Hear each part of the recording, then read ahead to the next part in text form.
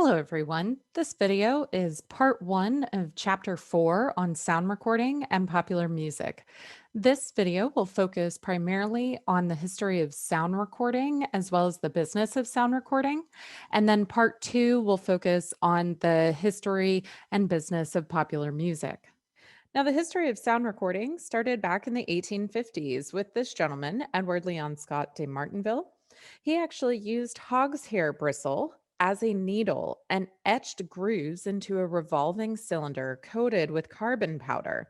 The only problem with his recording is that he couldn't play it back, so he was able to record the sound onto the cylinder, but there was no playback. And so it didn't serve a great purpose other than inspiring future inventors. In April 1860, he recorded the first known voice recording.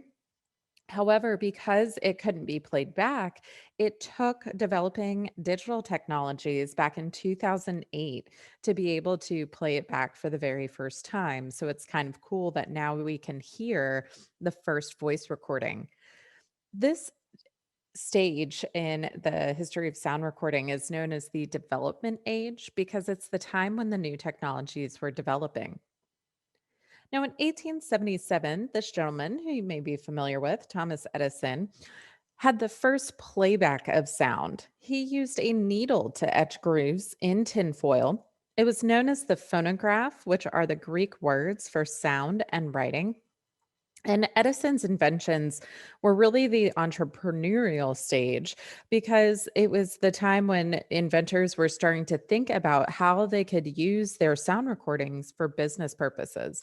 In fact, Edison actually invented this as the very first answering machine.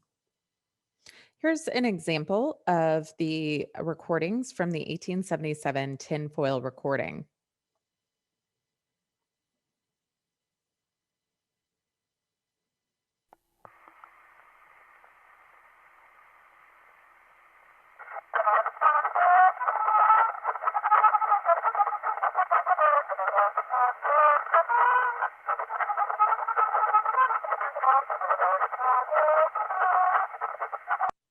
So you can see it's not the best quality of sound. However, it did begin to develop and inspire others to refine the technology.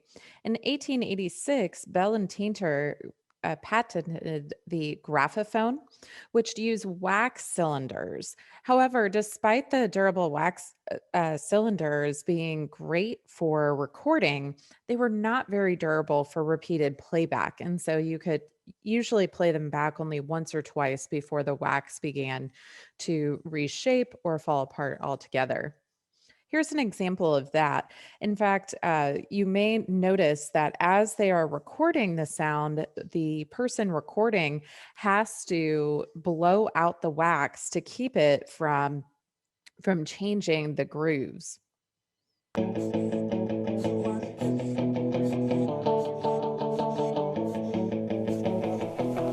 So now you can hear the recording.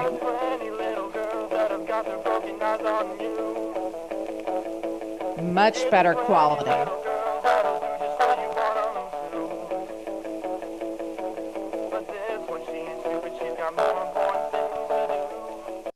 So pretty neat. And so it was the graphophone that really inspired the 1887 Berliner gramophone.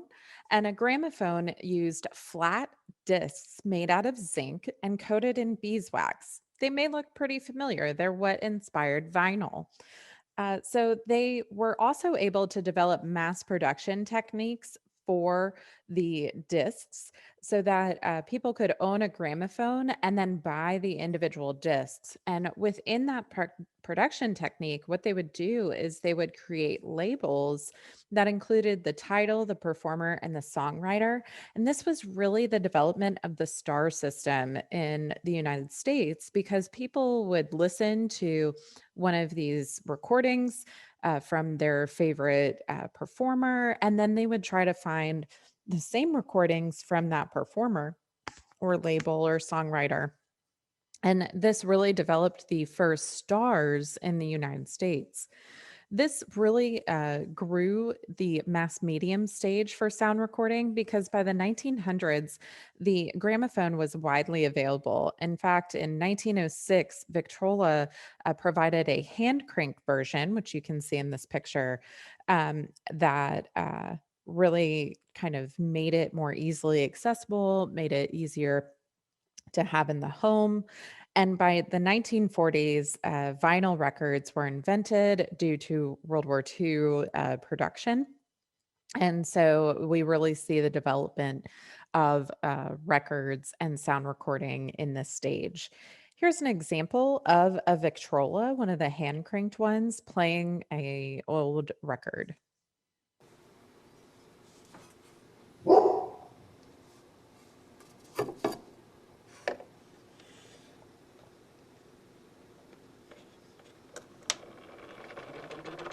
And there it goes spinning.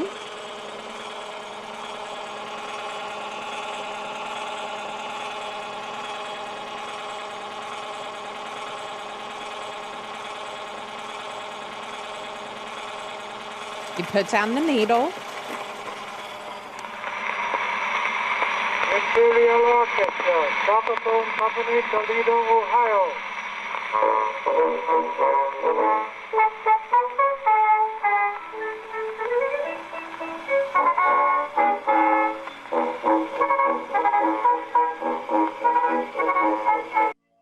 So those are really amazing machines. The Victrola was a big movement for the history of sound and the history of music in America because it made it widely accessible to many people.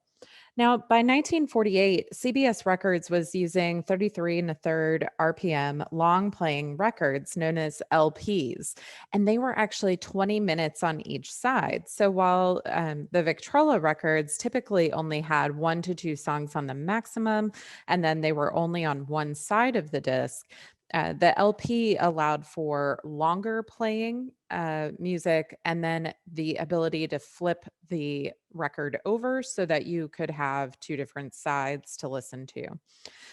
Now, this really marketed multi song albums as well as the ability to play classical music, which is much longer, thanks to the development of LPs. In 1949, RCA actually released 45s.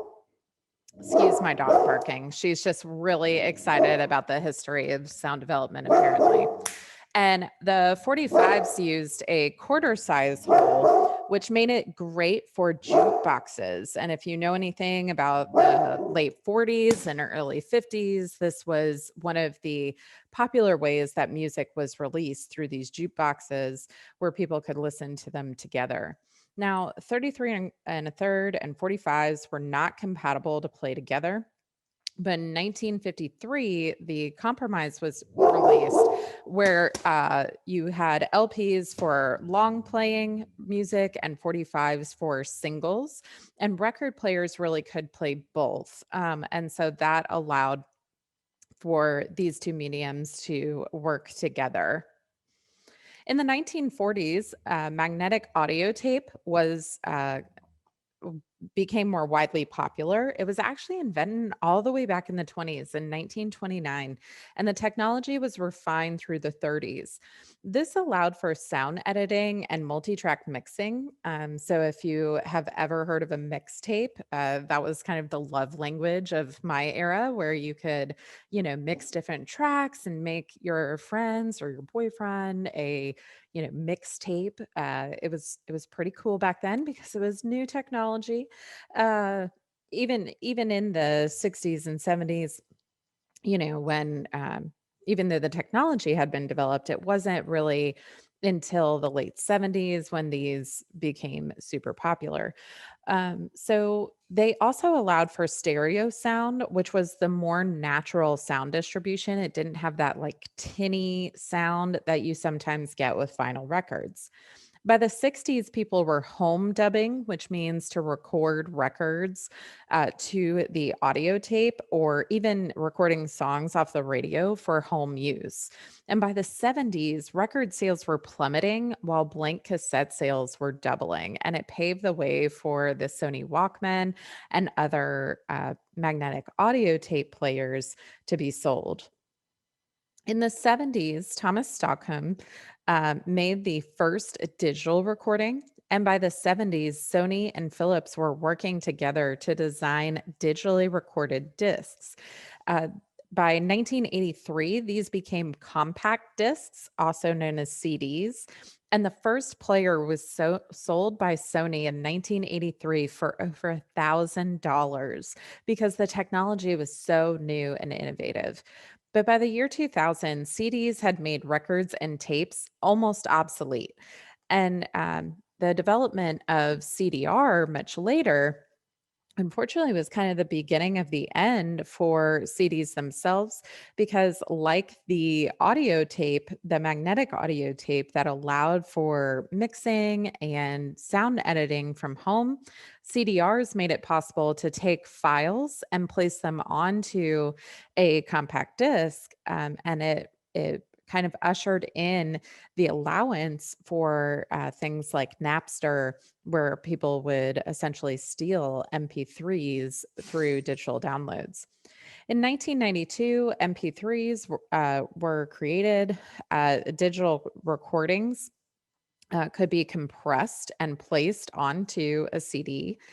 This became very popular during the rise of the web in the mid 90s. And in 1999, Napster made MP3s mainstream by offering all different types of music available to the public. The only problem was they didn't actually own that music. And so in 2001, the Supreme Court of the United States ruled against Napster, saying that they were violating copyright law. So the next few years after 2001 were really spent by these digital and web companies trying to figure out who owns the sound recording and how can we make them widely available to people while not violating copyright law.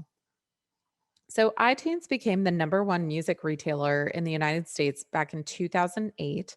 It surpassed Walmart in its ability to sell music because you didn't have to go and buy a disc anymore. You could just download it straight to your computer and then get it on your iPod or other digital device. In 2019, there are more than 40 billion songs sold by iTunes. In 2018, almost 40% of listeners still illegally download music for online offline listening. And so it's important to keep in mind that this is still illegal, according to the Supreme Court ruling. And that is for individual users as well as companies. So keep that in mind. Now, in the same era, we see digital streaming devices like Pandora, Rhapsody, Spotify, and iTunes Radio becoming extremely popular.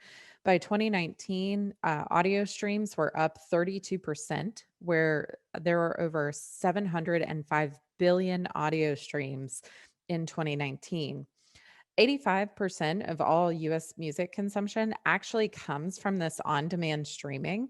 And in total, there were between all of the companies, there was over 1 trillion music streams. So, pretty impressive. I know that most of our students really love Spotify, Pandora, Apple Music. So, this is becoming a very important part of the music industry and sound recording. So, despite this growing prevalence of um, digital music, we still see kind of a harkening back to the original days of sound recording. In 2018, there were more vinyl record sales than as there were in 1988. And so we can see that vinyl is starting to become very popular again. Let's watch this. Finally, tonight, streaming and digital downloads have made it more convenient than ever to be a music fan. But convenience isn't everything. Sales are up more than 50% this year for vinyl records. Yes, the hottest way to listen to music in 1915 is also one of the hottest ways in 2015. Here's Kevin Tibbles. In a cavernous New Jersey warehouse, Dave Miller brings the dinosaurs back to life. I'm literally trying to wake them up after a long sleep. Not so long ago, many assumed the old-fashioned vinyl record was extinct, buried under the cloud of digital music. Flat, black, and round. They go on a turntable and they look at me like, they still make them? That tune's changed. Dave Hansen's firing up machines that are a half-century old. And we'll use them for spares when things break. It's like your own boneyard. It's a great time for records. Everyone's buying vinyl in the country. He plans to produce 1 million LPs a year for a new market of young consumers.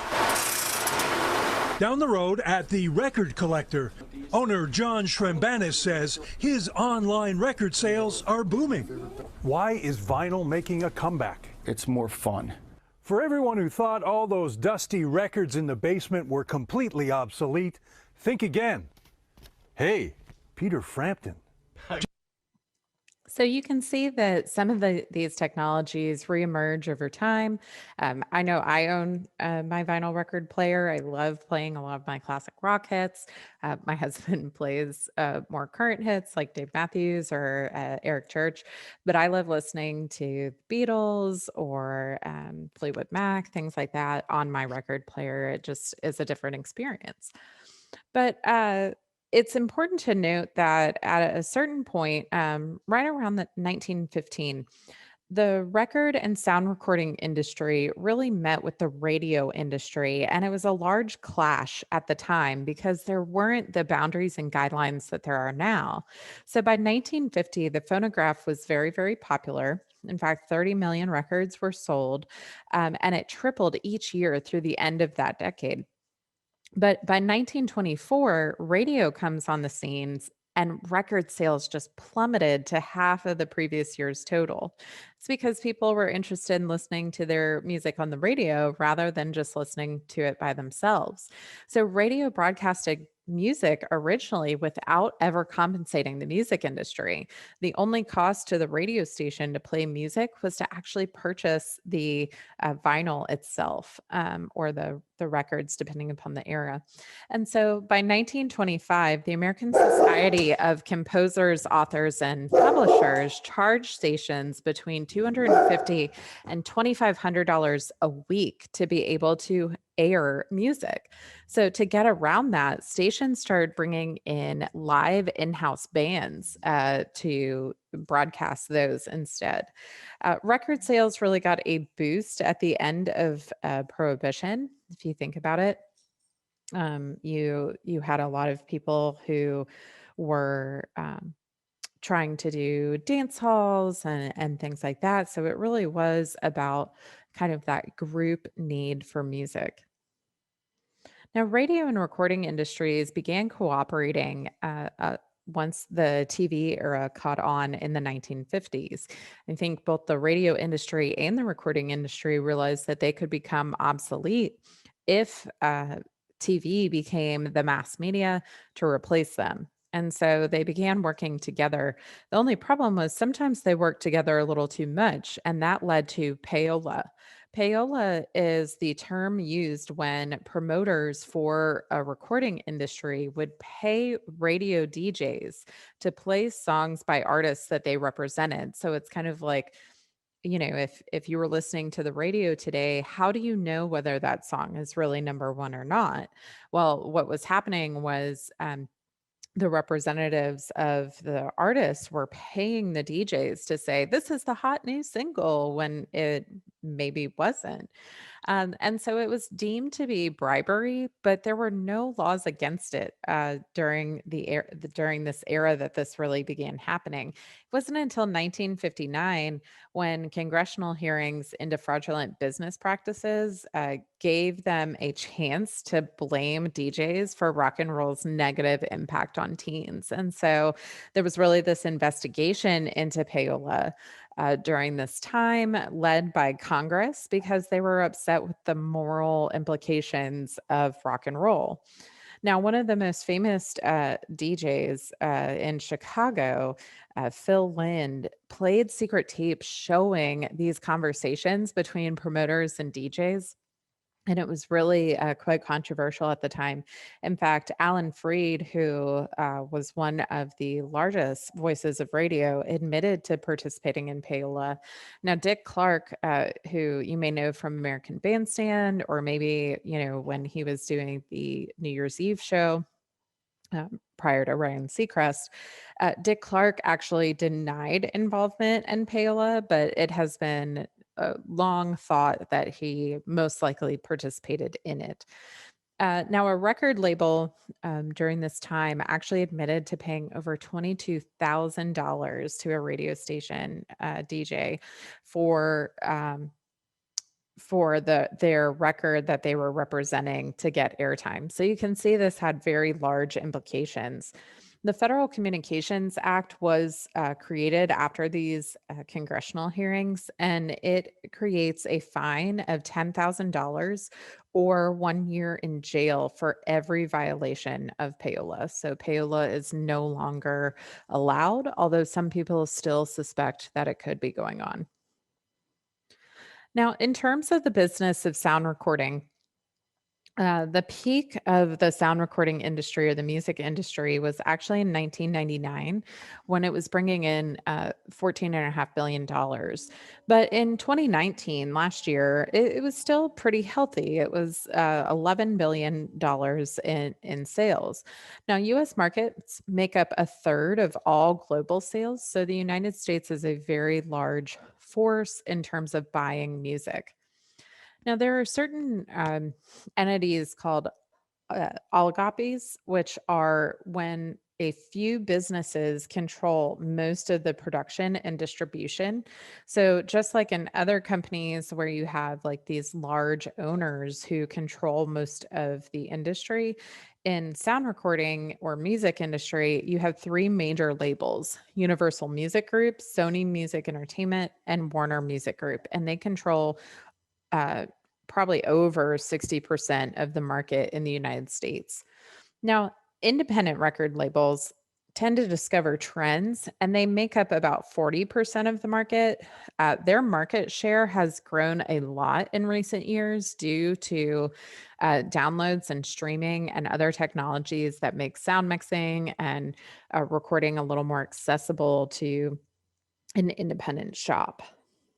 Now, 2018 was a strong year for artists and other record labels. Now, you can see the major three, but then artists directly publishing their own music, they made up 3% of an $18 billion industry. So you can see many artists are trying to produce their own music and cutting out these companies. In terms of revenue, the revenues are continuing to grow, but they're shifting in terms of where the money is coming from. In 2015, streaming made up only about 34% of the industry, while physical sales made up 28. Digital downloads were still only at 34%. But if you go all the way over to 2019 on the far right, you can see streaming now makes up almost 80% of the music industry's revenue. Digital downloads make up 8%, while physical sales still make up 10%. Now, 2015 was the first time that streaming made up the largest revenue portion. And in 2016, that was the first year that streaming made up the majority of the revenue. And so it's streaming is becoming a very large part of the music industry. But who actually gets paid? When you buy something or you stream something, who is getting this money? Well, the US record industry produces about 9.8 billion in retail revenues each year. So about 67% of that, or $6.6 billion, gets paid out to the labels and the artists, the people who are producing the music. But record stores, download stores, and streaming services keep almost 33% of that, $3.2 billion. So you can see being the sound recording or, the digital download side, the people who sell the music is still a very profitable business. Now, artists make money through royalties. Royalties are money paid to a composer for each performance of the work. Now, CD sales typically have a royalty of about 8 to 12% for each CD sold. That goes back to the artist. But if you're a more established artist like Taylor Swift or Beyonce, you're probably making more like 15% on your sales, your CD sale royalties. That's negotiated within a contract. Your digital sales royalty is typically about 15%. So if you're a smaller artist and not as established, then you're probably wanting to focus on digital sales as opposed to physical CD sales.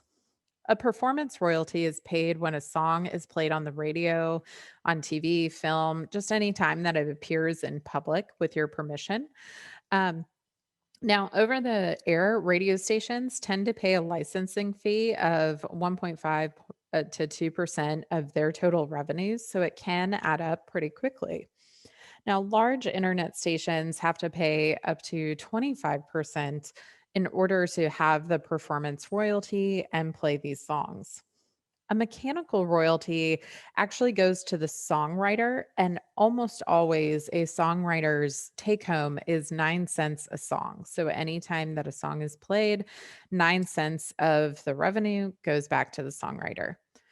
Synchronization royalty is paid for a song used in a video format like TV, movies, or commercials. So, on top of a performance royalty, you can also get a synchronization royalty.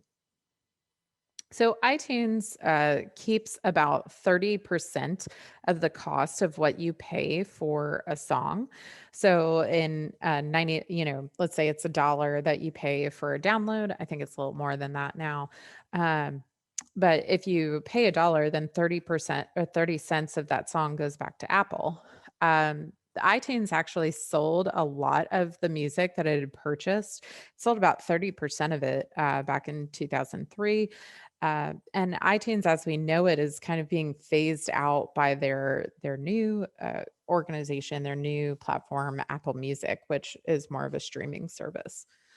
Internet radio pays about 0.002 cents per play per listener.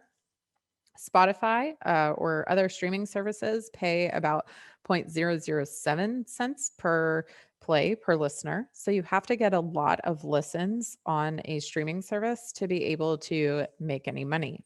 So think about the synchronization royalty that we just talked about. So YouTube actually pays $1 per 1,000 streams. So this video over here, which you may remember, The Office actually did a remake of this.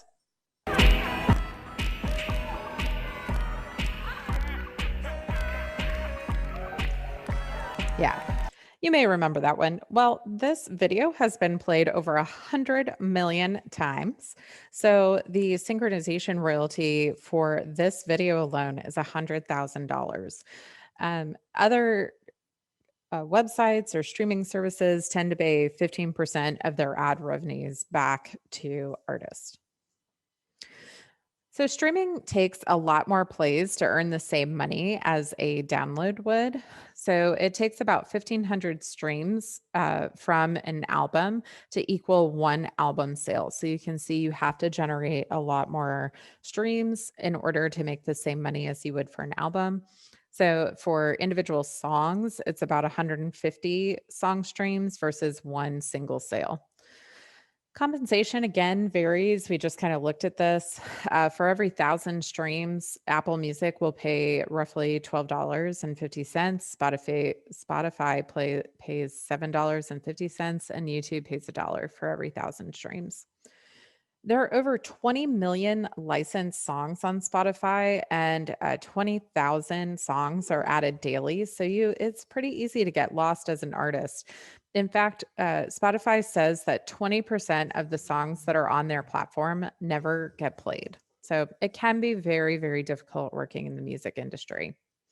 So in terms of who gets the profits, we talked about, the label and the artist get 67% of the industry's sales. Well, here's how it's broken down. The music label gets the most money. So this would be for, an $18 CD that you would buy at a store. Here's how it's broken out.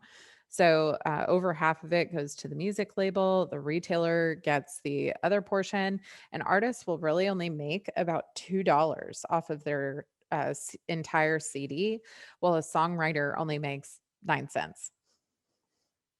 But in terms of an iTunes download, for $1.29 iTunes download, again, the music label still makes the majority, but they don't make over 50%. So they make less on a digital download.